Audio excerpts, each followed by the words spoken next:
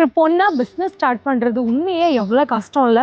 ஏன்னா என்கிட்ட வர ஸ்டூடெண்ட்ஸ் எல்லாம் வந்து ரொம்ப நாளாக நினச்சேங்க.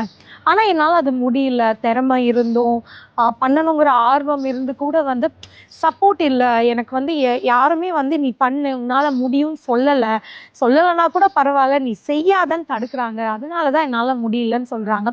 பட் நான் உங்ககிட்ட சொல்லுவேன், என்ன நடந்திருந்தாலும் நீங்கள் அதெல்லாம் கடந்து ஒரு ஸ்டெப் எடுத்து வச்சுட்டீங்க. இன்னும் நிறைய பெண்களுக்கு வந்து அந்த ஒரு வாய்ப்பே இல்லாமலே இன்னும் நிறைய பேர் இருக்காங்க. ஸோ நமக்கு ஏதோ ஒரு விதத்துல அந்த கடவுளோ இல்லை ஏதோ ஒண்ணு நமக்கு வந்து நீ இதுதான் உனக்கு, நீ இதை பிடிச்சிட்டு எப்படியாவது முன்னாடி வந்துரு அப்படின்னு ஒரு வாய்ப்பை வந்து கொடுத்துட்டாங்க. நான் எனக்கு கிடைச்ச வாய்ப்பை நான் தினம் தினம் அப்படிதான் நினைக்கிறேன்.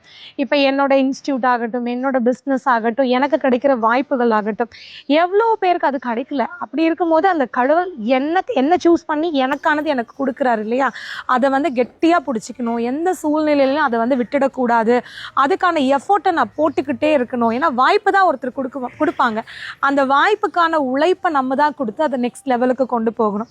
ஸோ அதை தான் நான் இன்னி வரைக்கும் பண்ணுறேன். அதனால நிறைய பெண்களுக்கு நான் சொல்லணும்னு நினைக்கிறது ஒன்று தான், ஏதோ ஒரு விதத்தில் உங்களுக்கு ஒரு வாய்ப்பு கிடைக்குது, அது சின்ன வாய்ப்பாக கூட இருக்கட்டும், அதை வந்து சின்னதாக நினைக்காதீங்க. அதுக்கான உங்களோட முழு எஃபோர்ட்டை போடுங்க. அதை பிடிச்சிக்கிட்டு எப்படி மேலே வர்றது, இன்னைக்கு இருக்கிற இந்த ஒரு ஃபாஸ்ட் உலகத்தில் காம்படிஷனில் எப்படி உங்களை நீங்கள் ஸ்டாண்ட் பண்ணிக்கிறது, உங்களுக்கு ஒரு பிராண்டை உருவாக்குறது, உங்களுக்கு ஒரு நேம் கிரியேட் பண்ணுறது, எப்படி கிளைண்ட்டை உருவாக்குறதுங்கிறதெல்லாம் உட்காந்து யோசிங்க. திங்க் பண்ணி ஒரு ஸ்டெப்பாக எடுத்து வைங்க. மற்ற கமிட்மெண்ட்ஸ் எல்லாம் வந்து ஒரு தொழிலுக்குள்ளே கொண்டு வராதிங்க. தொழில் அப்படிங்கிறது ஒரு தனி சப்ஜெக்டாக நம்ம எடுத்துகிட்டு போகணும். அந்த டைமில் எது எப்படி இருந்தாலும் அதுக்காக மட்டுமே சிந்திக்கணும், அதுக்காக மட்டுமே உழைக்கணும். அதை கொஞ்சம் கொஞ்சமாக கொண்டு வாங்க. கண்டிப்பாக இன்னும் நீங்கள் பெரிய இடத்துக்கு போவீங்க. இன்னும் ஃபீல்டுக்குள்ளேயே வர முடியாத பெண்களுக்கு கவலைப்படாதீங்க.